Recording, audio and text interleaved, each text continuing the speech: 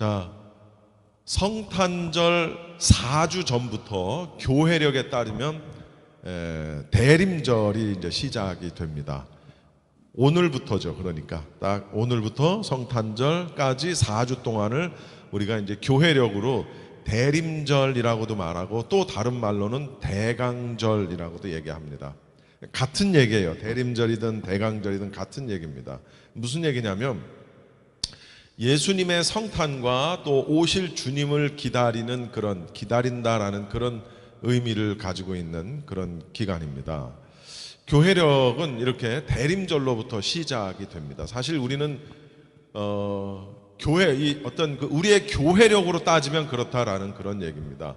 12월은 마무리하는 달이지만 교회 일반 사람이 쓰는 달력으로는 12월이 마지막이지만 우리 교회력으로는 예수님의 오심이 시작이에요. 그래서 이제 오늘부터 교회력은 시작이 되는 거예요. 그래서 우리가 잘 아는 대로 대림절 다음에는 성탄절, 주연절, 그 다음엔 사순절, 부활절, 성령 강림절, 그리고 추수감사절 이렇게 끝나는 거예요. 이게 해마다 교회력으로 계속해서 반복이 되는 겁니다. 자, 이제 오늘부터 대림절이 시작이 된 건데 사실은 대림절 그러면은 교회 그 앞에다가 촛불 같은 거 이런 거 다 설치해 놓고 하는 그런 어떤 그 양식이 있어요. 근데 우리는 그걸 못 하잖아요. 그래서 제가 주보 앞에다가 초를 달아 놓은 거야. 이 초라도 이렇게 좀 보시라고 교회 앞에 주보 앞에다가 초를 이렇게 그림으로 해 놓은 겁니다. 자, 그리고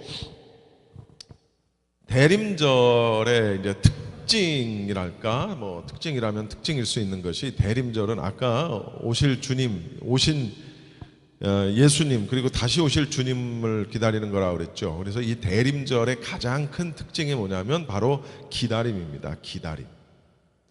구약의 이스라엘 사람들은 메시아를 기다렸어요. 그렇죠? 메시아를 기다렸어요.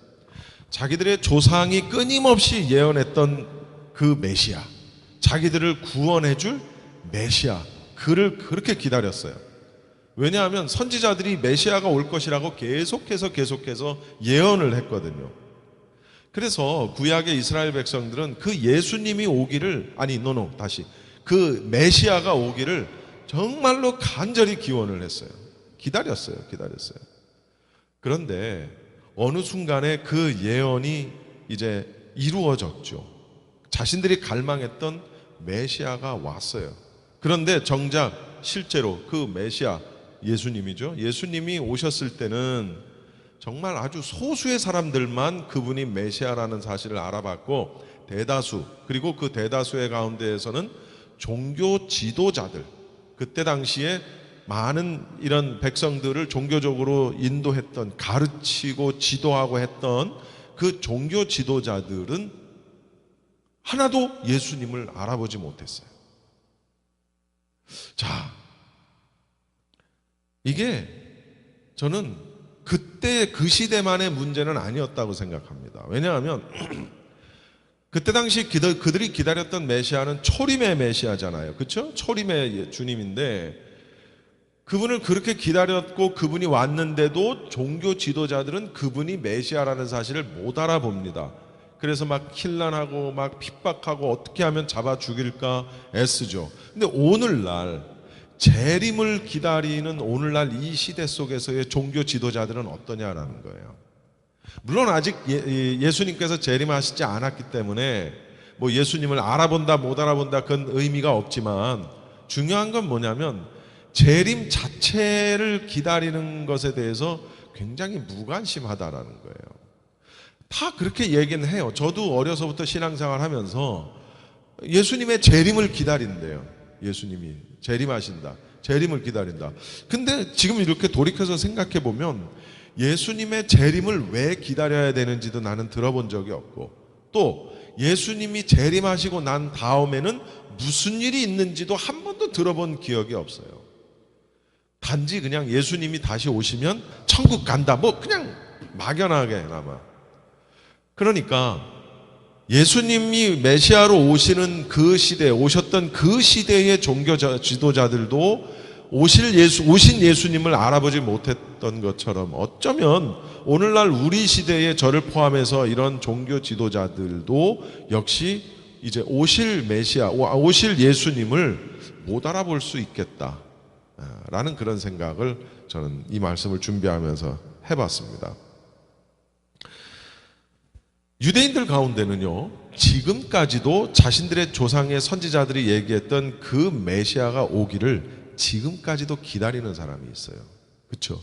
예수님을 메시아로 인정하지 않아요. 그들은 예슈아라고 발음을 하는데 정확하게 예슈아. 근데 그 예슈아를 메시아로 인정하지 않아요. 그래서 지금까지도 이 메시아를 기다리는 사람들이 있어요. 근데 여러분, 우리도 기다리잖아요. 근데 우리는 이제 좀 상황이 다르지만 우리도 예수님을 기다린단 말이에요. 근데 우리가 기다리는 예수님은 조금 달라요. 뭐가 다를까요? 우리는 초림의 예수님을 기다리는 게 아니라 재림의 예수님을 우리는 기다리고 있다고요. 이게 차원이 다른 그런 얘기입니다. 그런데 기독교 수천 년 역사 이래로 얼마나 많은 이단들이 이 땅에서 있었습니까? 그래서 예수님의 재림을 강조하는 것까지는 좋은데 예수님이 몇 년도 몇 월 며칠 날 재림하신다라는 걸 공포를 하는 바람에 굉장히 많은 사람들이 거기에 미혹돼서 속고 또 속고 지금까지.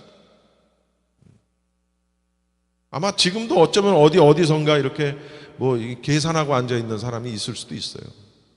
날짜 계산하고 있는 사람, 아니면 자기가 갔다 왔더니 예수님이 언제 오신다고 하더라, 뭐 이런 것도 간증하고 다닐 사람이 있을런지도 모르겠습니다.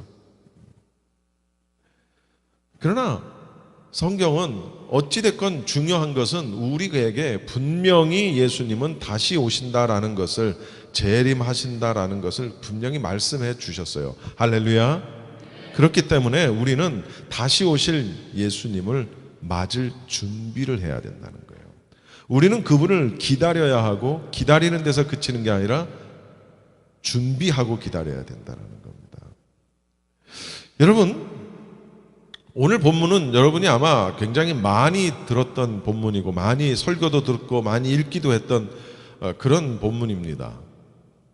10명의 처녀 가운데에서, 다시 말하면 10명의 신부 가운데에서 5명의 신부는 신랑을 잘 맞이할 준비를 하고서 신랑을 맞이했지만, 함께 신랑을 맞으려고 준비했던 5명의 또 다른 5명의 신부들은 막판에 가서 신랑을 만나지를 못하게 되는 그런 내용이에요. 자, 이 내용은 뭐 제가 설명을 또 이렇게 뭐 굳이 드릴 뭐 필요는 없을 것 같아요. 이미 다 아시는 말씀이니까. 근데 여기서 핵심 포인트만 여러분들이 잘 아셨으면 좋겠어요. 뭐냐면 그 지혜로웠던 5명의 신부와 5명의 처녀와 성경에선 미련하다고 표현했던 이 신랑을 만나지 못했던 또 다른 5명의 처녀, 신부와의 가장 큰 차이점이 무엇이었냐라는 거죠. 성경을 가만히 보면 신랑을 만난 5명만 준비하고 있었던 게 아니에요. 성경을 잘 읽어보면, 그러니까 신랑을 맞이하지 못한 5명도 역시 잘 준비하고 있었다는 거예요. 근데 못 만났다는 거예요.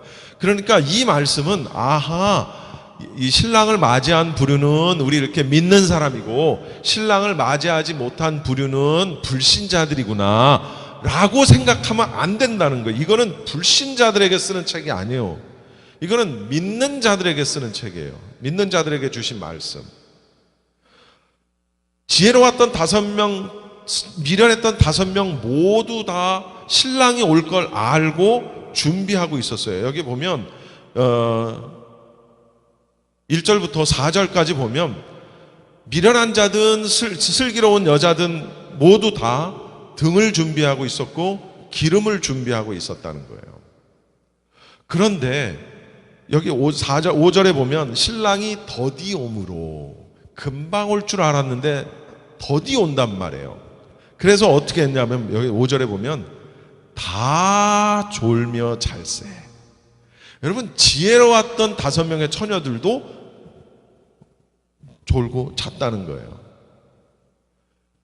분명히 우린 이걸 잘 알아요. 마치 지혜로운 사람들은 그냥 눈 시퍼렇게 부릅뜨고 앉아서 그냥 잠도 안 자고 이렇게 있었던 게 아니라는 거예요.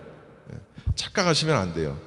처음에는 다 그렇게 부릅뜨고 있다가 더디 오시니까 이게 지치잖아, 사람이. 더디 오시니까 이 사람 저 사람 하나 둘씩 셋 넷 10명이 다 막 졸고 어떤 사람은 자기도 하고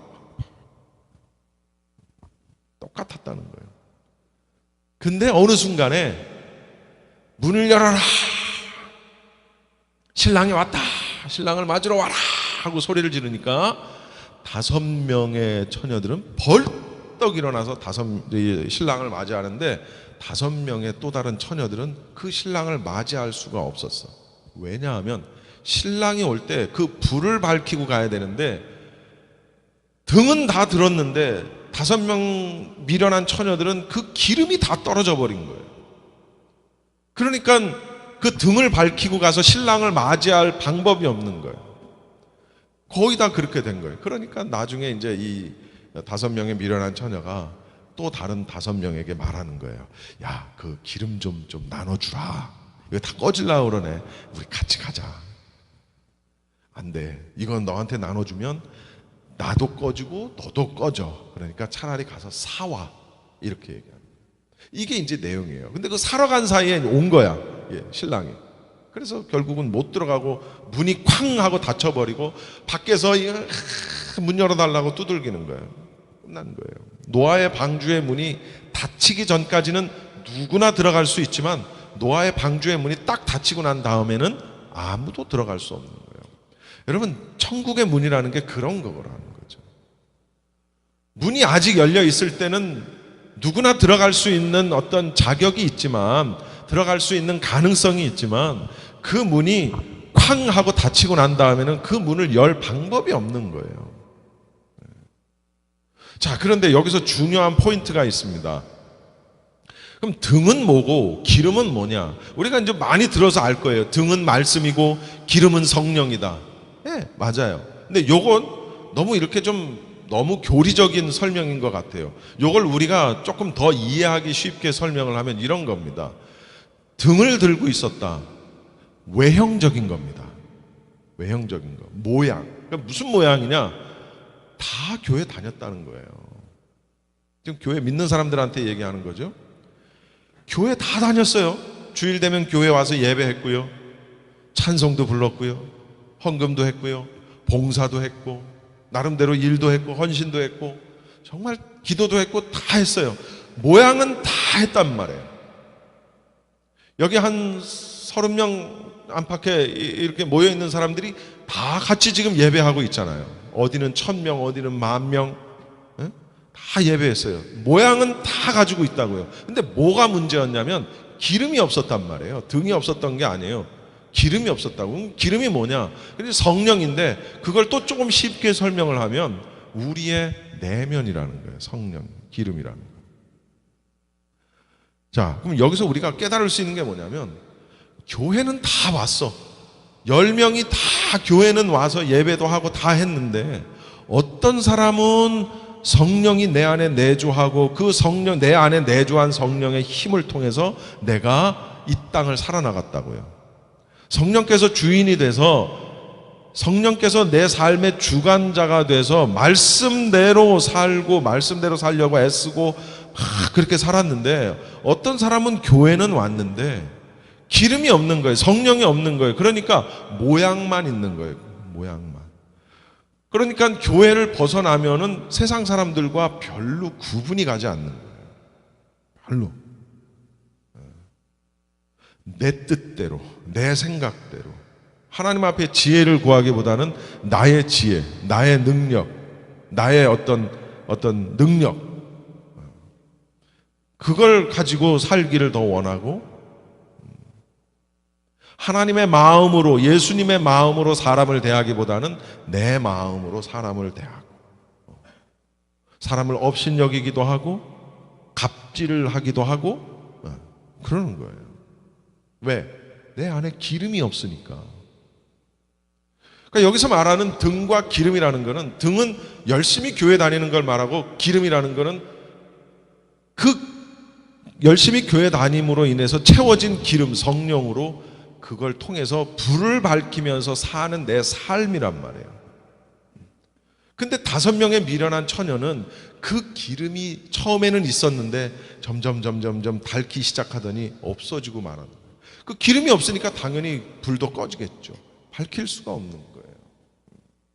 성령을 보증으로 우리에게 주셨는데 예수님이 그랬잖아요. 성령으로 우리가 천국 백성이라는 것, 이 다음에 심판의 자리에서 예수님이 이 사람이 구원받았다라는 사실을 무엇로 보증하느냐? 성령으로 보증하시겠다고 그랬거든요. 근데 성령이 꺼져버린 거예요. 꺼져버린 거예요. 그러니까 미련한 자와 미련하지 않았던 5명, 10명의 이 처녀 가운데 가장 중요했던 건 기름이 없었다는 거예요. 내 마음대로 살았다는 거예요. 교회는 다 같이 나왔는데 열심히 교회 나와서 기도도 하고 찬송도 하고 헌금도 하고 봉사도 하고 다 했는데 됐지? 그냥 거기서 끝! 그게 다였다는 거예요. 그래서 문 밖에 나가면 아무 상관없이 사는 거예요. 사기도 치고 도둑질도 하고. 또 하나 중요한 게 있습니다. 뭐냐면 5명, 기름이 떨어진 5명의 처녀들이 기름이 아직 남아있는 사람들에게 기름을 나눠달라고 그러죠. 근데 나눠주지 않아요. 자, 이걸 어떻게 우리가 또 다른 해석을 우리가 적용할 수 있냐면, 여기 부부가 나오시는 분들도 있고, 또 부모와 자식이 함께 나오시는 분들도 있고, 참 보기 좋습니다. 우리가 잘 알아야 될 게 이런 거예요. 어떤 사람들은요, 이래요. 아유, 제 마누라가 교회 열심히 다녀요. 아유, 우리 남편이 교회 열심히 다녀요. 아유, 나는 안 가도, 아유, 우리 자식들은 내가 교회 다 보내요. 아유, 나는 안 가도 우리 부모님은 교회 다녀요. 이런 사람들이 있어요. 뭐가 문제냐면, 내 마누라, 내 와이프의 신앙이 아무리 훌륭해도 그 마누라의 신앙 때문에 내가 구원받을 수 없다는 거예요.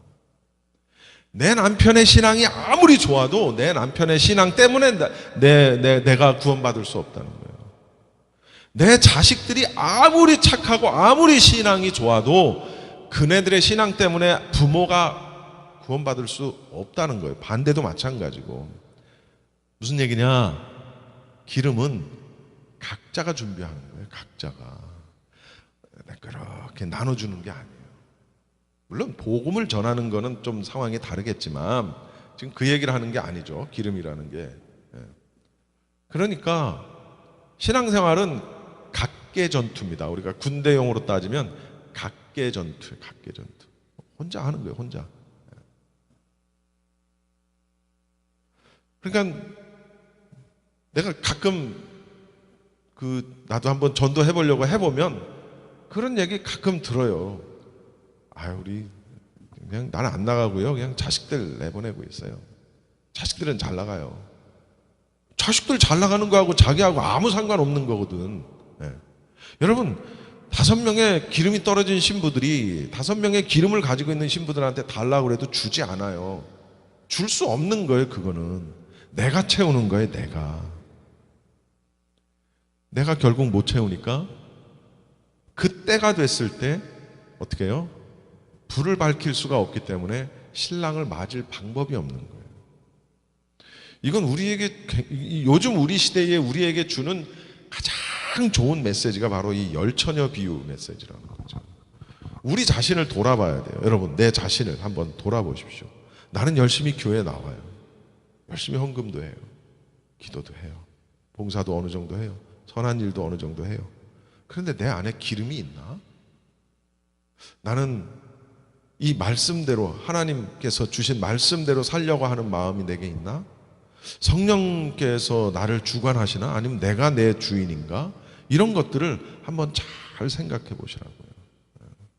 만약에 교회는 나오는데 사는 방법은 여전히 나의 능력과 나의 어떤 생각과 나의 뜻과 내 고집과 이런 걸로 내가 만약에 계속해서 살고 있다면 나는 어쩌면 기름이 없을 수도 있다라는 사실을 우리가 빨리 깨달아야 된다라는 그런 얘기입니다. 처녀들이 5명에 들어가지 못한 처녀들이 와서 말을 하지요. 문을 열어달라고. 그랬더니 12절에 내가 너희를 알지 못한다. 내가 너희를 알지 못한다. 왜요? 지금까지 내가 예배도 하고 내가 지금까지 주의 이름으로 이것도 하고 내가 지금까지 주의 이름으로 사역도 하고 병도 고치고 뭣도 하고 다 했는데 근데 예수님 뭐라 그러세요? 나더러 주여 주여 하는 자마다. 그러니까 여러분 성경은요 오늘 마침 오늘 그 12월 말씀에 주를 부르는 모든 사람에게 부여하시고 주의 이름을 부르는 자는 구원을 받으리라. 여러분 신앙생활은요 하면 할수록 어려운 거예요. 처음에는 주의 이름만 부르면 된다고 하니까 얼마나 쉬워. 주의 이름을 부르는 자는 구원을 얻으리로다. 주의 이름을 부르는 자는 구원을 얻는다고 분명히 성경에 나와 있고 그렇게 우리가 찬송도 부르고 막 했는데 엄마 이게 또 예수님 뭐라 그러세요? 나더러 주여 주여 하는 자마다 구원을 얻는 게 또 아니라네. 그래서 뭐 이랬다 저랬다 해. 그냥 이러면 이거고 저거면 저거지. 이랬다 저랬다. 여러분 신앙생활 성경을 깊이 알고 알면 알수록 신앙생활은 굉장히 어려운 거예요. 정말 어려운 거예요. 말씀대로 산다는 게. 우리 자신을 돌아봐야 되죠.